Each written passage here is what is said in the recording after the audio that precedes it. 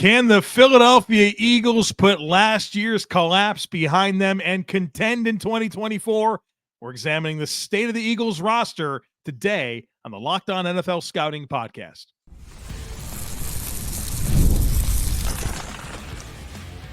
You are Locked On NFL Scouting with the Draft Dudes, your daily podcast for NFL and college football scouting. Part of the Locked On Podcast Network, your team every day. What's better than this? It's guys being dudes here on the Locked On NFL Scouting Podcast. We're the Draft Dudes. I'm Joe Marino from Locked On Bills. He's Kyle Crabbs from Locked On Dolphins. And we are your NFL experts here with you daily to talk team building across the league on the Locked On NFL Scouting Podcast with the Draft Dudes, part of the Locked On Podcast Network, your team every day. Want to issue a big thank you, shout out, and welcome to our everydayers. Those of you who make Locked On NFL Scouting your first listen every day, we appreciate y'all being here very, very much. Today's episode is brought to you by FanDuel. Make every moment more. Right now, new customers can get $150 in bonus bets with any winning $5 bet. That's $150 with any winning $5 bet. Just visit FanDuel.com/lockedon to get started. Joe, we both dads. I know you've had a dad development recently with your meat smoker, and I just wanted to check in and see how that was going. It's living completely rent-free in my mind. It's all I think about. I'm preparing to smoke a turkey on Sunday. I have researched every imaginable method of smoking a turkey, spatchcocking, the different wood pellets, the seasonings, the injections, if I want to do a glaze over top, preparing for a ham next weekend. Kyle, we are completely off the rails with the smoker, man. It's literally taken over my mind. I've had a dad development of my own. Okay. I have become, in the past 3 days. Oh, wow. Or 4 days. The dad that sits out in the garage with a chair. No.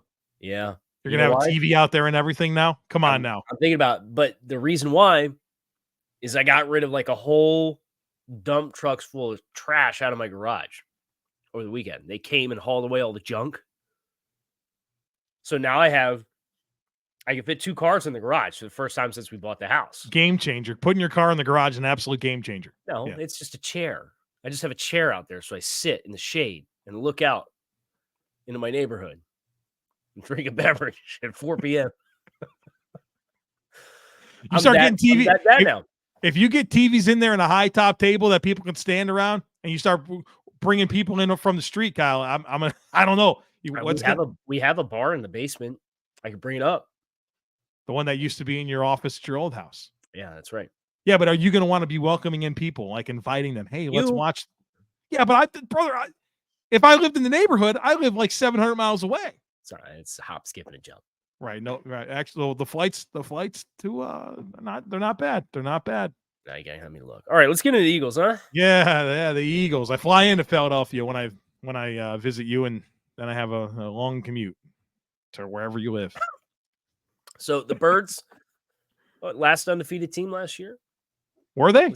Was that factual statement? I believe they were 5-0, and then lost to the Jets in that 4 turnover game or whatever it was. It was quick, right? It was like the fastest ever that we shed.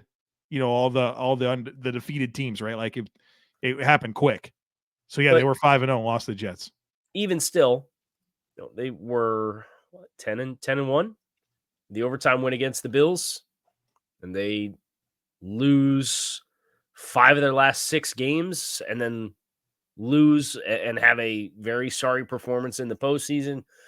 A lot of focus on the coaching staff. Felt like there was some friction from the players in the locker room, and they promptly flushed a lot down the toilet from a coaching and scheme perspective, and are going to hit reset in that regard while retaining a lot of the nucleus of the team. So I think that's kind of the path and the story of Philadelphia, and bringing Kellen Moore and Vic Fangio, I think is upgrades from a coaching staff perspective for sure.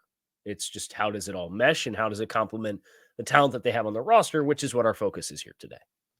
Yeah, the coaching was a disaster down the stretch last season. You mentioned 10-1 into an 11-6 finish.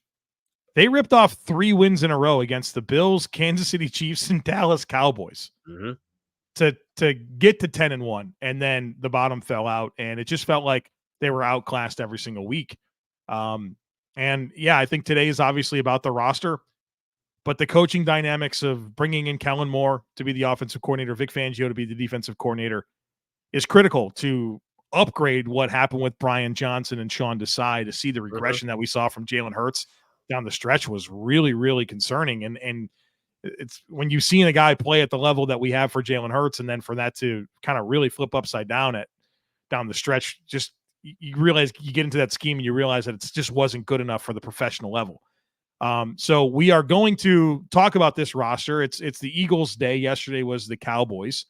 And we've assessed every player on the roster. We put them in buckets, those buckets being roster cornerstone, quality starter, rookie, adequate starter, replacement level, quality depth, non-roster caliber, incomplete evaluation, or practice squad developmental player. Every player gets a grade based on those buckets. Those buckets have values that are weighted to specific positions. And at the end of this process, we will have evaluated the entire NFL. We're about halfway through. This is NFC East week. Tomorrow will be whatever team finished third. Couldn't tell you. It was probably the Giants, right? Because they finished low. They picked lower or higher in the yes. So that would be my reason for believing that was the Giants. We'll talk about them tomorrow. Commanders on Thursday, and then we're going to tier up all the position groups in this division on Friday. But Kyle, as we really start to dive into this offense, would love your prevailing thought for Philly. I think where Philly really moves the needle is how many cornerstone players they have on this side of the ball. And that's in spite of losing Jason Kelce to retirement. Yep. Right. So I think if you want to get into questions, I think the interior offensive line and with Jeff Stoutland, that unit has been kind of the identity of the Eagles offense to some degree for what feels like a decade. Like they've had a really strong group in Lane Johnson and Kelce, and the guys that have been around those guys have consistently been good players. But they found guys to sprinkle in around them. But you have cornerstone offensive tackles in Mailata and Lane Johnson. You have cornerstone wide receivers in A.J. Brown and Devonta Smith. You have Jalen Hurts, obviously, who regressed. You talked about the scheme and that dynamic. And then their other skill players are quality starters. And Saquon Barkley, who they gave the big contract to with over $12 million per season, and Dallas Goedert when he's healthy. So I think the ability of them to put their starting 11 out and just say, we feel like we're in a lot of places going to have talent advantages on this side of the ball is where it starts. The conversation for me starts and ends with Philadelphia. Well, I think the strengths of the offense are very, very clear. You've highlighted those. Looking into some of the concerns, you mentioned briefly the interior offensive line where Cam Jurgens kind of slides over from right guard and is now the replacement for Jason Kelce, and now you're welcoming Tyler Steen into the lineup here at right guard. I think Matt Hennessy is a nice little hedge there for either guy in terms of, feeling like between the three of them, you'll get 2 starters out of that. But that's where it has to come together. That's a critical piece for this offense. Obviously, you love Johnson and Dickerson and Mailata, but we got to get the center and right guard firmed up. And then it's wide receiver 3. And that's a very small concern when you have A.J. Brown and Devonta Smith. All right. But I think that's the thing about this offense last year. It was Smith, Brown, Goedert, a running back out of the backfield, but there was no third guy. So much so that bringing in Julio Jones, like Lamade Zaccheaus didn't wind up being that guy. Quez Watkins wasn't that guy. Is Paris Campbell going to be that guy? They don't have that guy unless it's a rookie. And Nia Smith and miss me with John Ross. I'm sorry. Yeah, but I'm missing with him too. But Johnny Wilson, Joseph Nada, I don't feel great about that third guy. And again, small concern when your top 4 options are Smith, Brown, Goedert, and Barkley, right? That's amazing. You should throw the ball to them 75% of the time. But can we get that third ancillary piece to really emerge here in this path for the wide receiver core? Well, but having CJ Uzomah brought into the mix, and Grant Calcaterra is still a young player, that his best skills in college were from the receiving game standpoint. Tell me why we're not a 12 personnel primary team. Well, maybe they will. We probably should be, right? Like in all honesty, if you look at this depth chart and they don't find anybody else, this should be a predominant 12 personnel team. Yeah, I'd move Goedert around. Uzoma as kind of a safe inline player. Calcaterra as a move piece. And then Kenneth Gainwell as well as kind of this like hybrid running back receiver. Like there's definitely ways to get it. But I think NFL teams have learned that relying on Paris Campbell is there's a dead end, right? It doesn't end well there. So right. And case in point, just going over Kellen Moore and when he was the play caller in Dallas, they had a 3-year trend of 12 personnel going up from 18% to 24% over a 3-year sample size. So I kind of look at Kellen and then I look at what you have. And that's kind of my expectation. And I think if you go 12 with the quarterback run game that you now have, I think the biggest beneficiary of that is Saquon Barkley. Yeah. We can kind of get into that after the break. Yeah. Let's get into that after the break and talk about the 30th scoring defense in the NFL from 2023. We got a lot to dive into, so be sure to stick with us. Folks, the NFL schedule is here. The Philadelphia Eagles loaded with big-time matchups. Maybe you want to get to some of those or, other games across the country. So many big ones. Well, check out Game Time. Game Time is the fast and easy way to purchase tickets for all the sports, music, comedy, and theater events near you. They specialize in last-minute tickets. They have flash deals. They give you a seat view when you go onto the app, so you know exactly what to expect when you get to the venue. And I also love this. All in prices. The price that you get from the outset is the price you pay at the finish line of the checkout process. Everybody hates those surprise fees. You don't have to deal with them at Game Time. So take the guesswork out of buying tickets with Game Time. Download the Game Time app, create an account, and use code LOCKEDONNFL for $20 off your first purchase.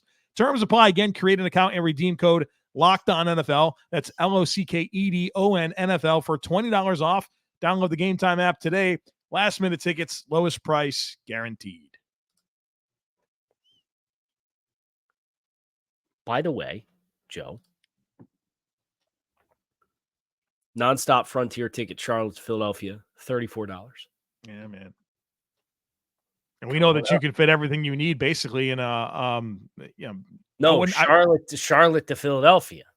Oh, I gotta get up, and I'll bring. Well, you can help me carry the bar up from the basement, and we'll put it in the garage and stand around like King of the Hill. So my wife dreads when I go to the gym and leaves her here with these two kids. You know what I mean? Let alone leaving the state. It's nonstop flight. Tell you be back in 12 hours. Right, just turn right back around. You could, yeah. Put the turkey on the smoker and get back down. Saquon Barkley, you wanted to get into? Yeah, just Saquon and his production the past few seasons. He had the good season in 2022 that was highly productive when that Giants offense was competent. Their offensive line's been a disaster the past few seasons. I know you can look at the raw production for Saquon, whether it's yards per carry or yards per touch. I think there are some fair criticisms as far as the vision. It's funny how often players regress back into their college scouting report, right? When one of the only knocks on Saquon was sometimes the vision, looking to bounce and create bigger runs than are there instead of just tucking it up and getting hard yards. And Saquon runs hard, right? But if you have 12 personnel with extra gaps and then a quarterback that by himself adds an extra gap because of the quarterback run game with the extra hat in the box, I think the player who individually's life is easier as a result, more so than anybody else, is Saquon Barkley. And that's why I like this contract for him. And I look at what DeAndre Swift did there last year with a bad scheme. Yeah. I'd say, okay, there's some personnel losses inside, but I think all the things and variables that we're talking about make up for that. With all the other weapons in the passing game and Jalen Hurts as a dual threat quarterback, there's few spots I think you could have put Saquon where I feel like he would be better positioned to maximize what he's capable of. If I were to come to Saquon Barkley's defense a little bit last year, I wonder how much he felt like he had to make the play, right? With all the quarterback flipping around, the offensive line flipping around, did his decision making, like take a hit because like, hey, if I don't house this thing, if I don't get the explosive plays, we're not going to get them. Because they obviously a lot better in 2022. And I think the environment in Philadelphia should overall be much better than what the Giants had offensively over the last couple of years. Kyle, this defense, man, they struggled in a big way. 30th in scoring, 26th in yards. They lose Jonathan Gannon. It was Ryan Neal, Sean Desai comes in, and he's a pretty highly regarded guy. And so highly regarded, you got replaced by Matt Patricia by the bye week. Yeah, so that didn't work out. Now neither did Matt Patricia, but now Vic Fangio's here, and this is an interesting dynamic because you just spent a year with Mr. Vic Fangio. Certainly some upgrades in the secondary, but like, what's that prevailing thought for you on this defense? I think what was really interesting about Vic and his time in Miami was you got the sense very quickly that he wanted to go out and get some of his guys that had a mastery of how they want to run in the secondary. And I don't know if he'll be the same kind of bullish that he was in Philadelphia. I don't know if maybe the personnel is better positioned. Obviously, they bring in a lot of youth in Cooper Dejean and Quinyon Mitchell into the secondary to go with some veteran players. I have big time concerns about the current group that they have and their middle of the field, zone match, split field coverage, ability to execute. Like, we think Nakobe Dean can do it. Have we seen Nakobe Dean do it? I can't think of a NFL. Less, no. I can't think of a less well-equipped linebacker to play in this scheme than Devin White. Jeremiah Trotter. And the safety, from a safety perspective, I think C.J. Gardner-Johnson's a really good, can play in the nickel, can play low. So when you do kind of have that safety that has to buzz down when they go middle of the field close, I think he can do that at a very high level. But if you're looking at Sidney Brown as a second-year player, new scheme, Reed Blankenship, the linebackers with Devin White, Nakobe Dean, like Zach Bond, Oren Burks, Jeremiah Trot, that's just where I have the questions. I love the athleticism that they added in the corner position and what they're now going to be able to do with good athletes versus what they had with aging players. I think up front they have the horses to be really effective. But it was the same thing that tagged Miami last year in this same scheme to the point where Vic was like, apparently behind the scenes pushing to get some of his guys brought into the mix to help run the defense. I have some of the same questions with what Philadelphia has. One of the interesting things about Sean Desai in this alliance with Vic Fangio is that Sean Desai was like known as the Vic Fangio disciple. They spent a lot of time together. And so you got that install and pulled the plug, and now you're going to the truth. You're going to Fangio now to bring this together. One thing I will say, I think you can have some questions about Fitz, but their secondary talent got better. They brought in Quinyon Mitchell and Cooper Dejean with your top two picks. It's still insane to me. I don't know how that happened. You bring back Chauncey Gardner-Johnson. Even Isaiah Rodgers is kind of like, obviously a horrible ending in Indy, but like he was on a nice trajectory as a player. Your secondary talent is for sure better right now. Linebackers, man, I don't know. I don't think much of Devin White. I think he's a strange fit in this defense. I think the only thing Devin White does at a high level is blitz. I don't think he can play in space. His run defense is atrocious. I'm concerned about that. And now you're looking at this front now, and you swap out Bryce Huff for Hassan Reddick. I don't know that that's an upgrade. I mean, I think Hassan... It's still really good. It's still really, really good. But Reddick's been insane for like the last 4 years. Yeah. And I like Jalen Carter, unbelievable rookie season. Did you see he has not been at OTAs for the Jets? Reddick? Yeah. Oh, God. Jalen Carter, obviously, a sensational talent, looking for him to build upon a great rookie season. Josh Sweat's a dude. Jordan Davis, I think we're looking for more there. I think he could certainly own his space, but, as a first-round pick, can he become more of an impactful playmaker? So there's a lot to like mixing with some concerns in this defense, but the concern really was this defense and how poorly they played down the stretch. Yeah. I think there's maybe some, and I know Vic was a part of the organization in 2022 to some degree, and what degree that it is has been kind of debated. And Vic, when he got to Miami, said he was only really consulting on the offensive side of the ball for how to optimize the offense and how it plays against certain coverages. And other people have said that he was a consultant all throughout the season for Philadelphia. Vic himself came out and said it was fair to say that if the timing was different with Gannon leaving for Arizona, that he would have just stayed in Philadelphia last year in the first place. So there's a whole weird subplot there, and I get it. And I know there's been connections since 2022 with Vic. But I think that's a really critical leap for them to see how quickly they can tie it all together. Because I do think there's some key spots where I have some personnel fit questions, but I think the pillars of what the defense is, which is really strong up front, and you change the math on the outside. As long as they can get their calls and leverages and their safety, they've got all these safety tools based on where the route distribution is and what the passing strength is and what number 3 does, and that dictates like 3 guys' responsibilities on the play. If that stuff clicks, I think they have what they need at all the critical spots. And it's also hard to be worse than what it was last year. Yeah. Especially down the stretch. So I think if you're an Eagles fan and you're looking for reasons to feel good about it, I also look at the other team that we did yesterday. That team didn't get better. I think Philly got better. We can talk about that a little bit from a I had that brewing ready. I was going to tease it, Kyle Crabbs. Right. Tease it more. Stick with us. It's winner take all time in the NBA and NHL, and FanDuel's giving you a shot to bring home a huge win of your own.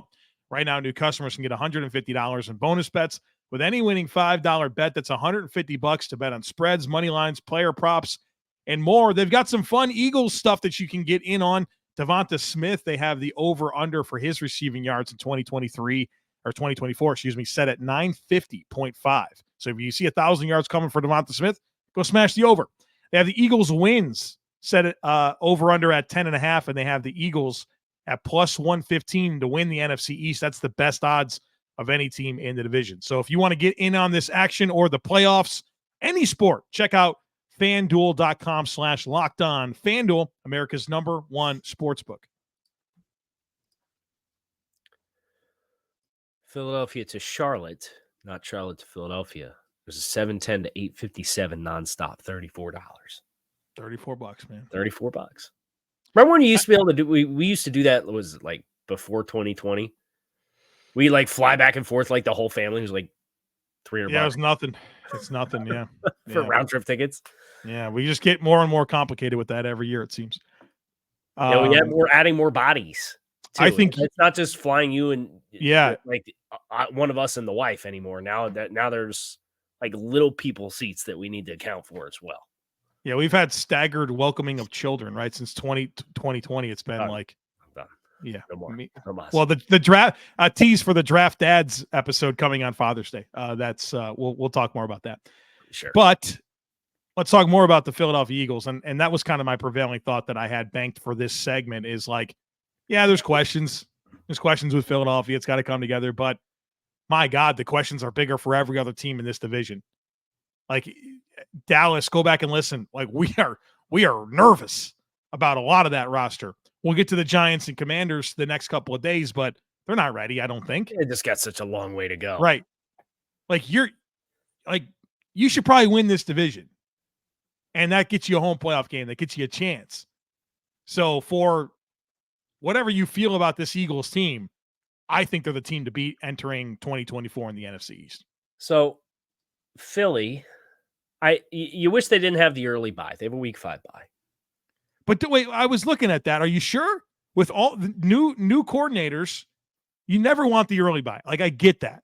But if you wanted to talk yourself into it, maybe it's. I'm not sure.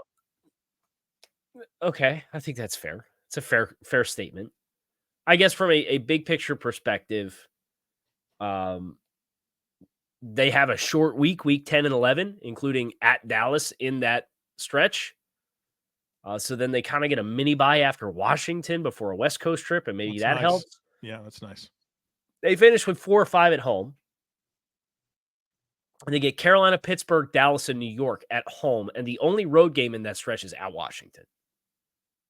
I feel like the schedule's set up very well for them to finish the season strong. But if you I'm just saying, if you told me they had a week 9 bye, I'd be like, oh yeah, the Eagles are gonna go a heater here.